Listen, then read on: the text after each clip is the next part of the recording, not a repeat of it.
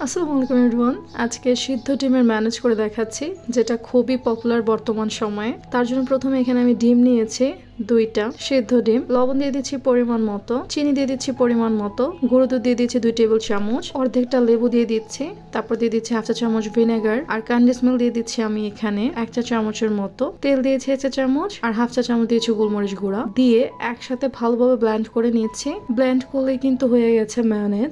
আমি তেলটা কম ইউজ করেছি, আপনারা চাইলে এই পর্যায়ে একবার ব্লেন্ড করার পরে একটু তেল দিয়ে আবারও ব্লেন্ড করতে পারেন। সে পর্যায়ে এই মায়োনেজটা আরো একটু ফুলে উঠবে। আমার কাছে কেউ যদি জিজ্ঞাসা করেন এই মায়োনেজটা কেমন খেতে, আমি বলবো এর চেয়ে কাঁচা ডিমের যে মায়োনেজটা আমরা সচরাচর খেয়ে থাকি ওইটা ভালো। এটার মধ্যে আপনি যতই ভিনেগার দেন না কেন, সিদ্ধ ডিমের সিদ্ধ কুসুমের যে একটা স্মেল সেটা পাওয়া যায়। আমার কাছে অত একটা ভালো লাগেনি এটা, তো আমি প্রেফার করবো আপনারা ট্রাই করে দেখতে পারেন বাসায় কেমন হয়েছে।